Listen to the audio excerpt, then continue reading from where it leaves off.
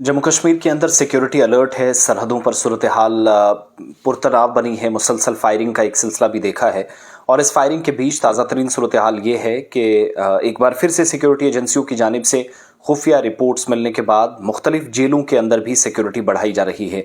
सरहदी सलामती को यकीनी बनाने के बीच मुतअद्दिद इलाकों से इतलात ये हैं कि मूवमेंट्स सिक्योरिटी फोर्सेज की है वो इसलिए भी क्योंकि पहलगाम हमले के बाद जो कुछ हमने मुल्क के अंदर देखा, शदीद गम गुस्सा, उस पर भारत सरकार ने अगर कोई कार्रवाई करनी होगी या फ़ौज ने, ये तो खुद वो जानेंगे। फ़ौजी मामलात पर हम और हसास मामलात पर या सलामती सूरत हाल पर ज़्यादा तज्ज़िया हम नहीं कर सकते, लेकिन जेलों पर भी दहशतगर्द नज़र बनाए हुए हैं और जेलों के लिए भी ख़तरा है। सिक्योरिटी अलर्ट हो गया है और ख़बर है कि जहां पिछले दिनों NIA की तरफ से तहकीकाती अमल तेज़ किया गया है, कोट बलवाल जेल जम्मू के अंदर भी जो लोग इस वक्त कैद हैं उनमें कुछ OGWs हैं, UAPA के तहत बंद है, उन लोगों से पूछताछ हो रही है कि उनके तार कहाँ कहाँ जुड़े। और वो जो ढांगरी वाला केस था उसमें कुछ लोग जो फंसे थे उन लोगों के आसपास भी घेरा तंग किया गया।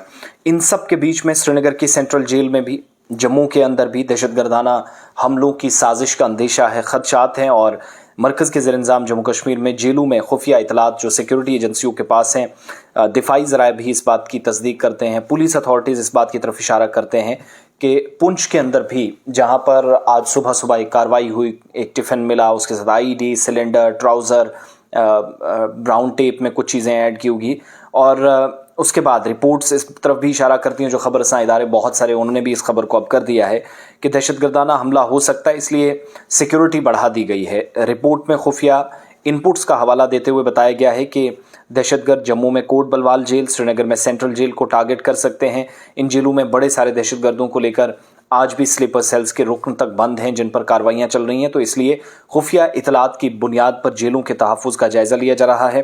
किसी भी वाक़े से बचने के लिए इंतज़ामात किए जा रहे हैं और 2023 में जम्मू कश्मीर की जेलों को CRPF से लेकर CISF के को सौंपा गया था, तो काम यहाँ पर और बढ़ाया गया है और फ़ौज और जम्मू कश्मीर पुलिस के साझा ऑपरेशन में पुंछ के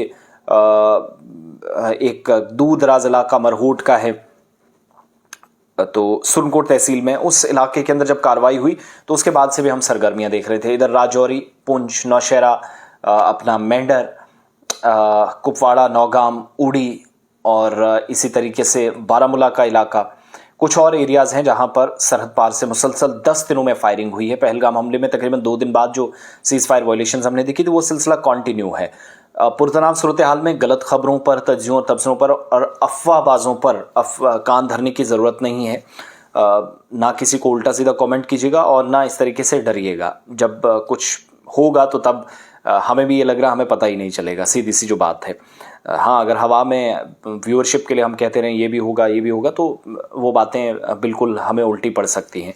तो इसलिए अलर्ट ज़रूर है और सिक्योरिटी पर्सपेक्टिव से होना चाहिए। हम एक बॉर्डर स्टेट में, फिर पहलगाम में जो कुछ हुआ, फिर उसके बाद हमने देखी सूरत हाल, तो इस शदीद गम गुस्से के बीच मुख्तलिफ हिस्सों के अंदर सरगर्मियाँ बढ़ी हैं।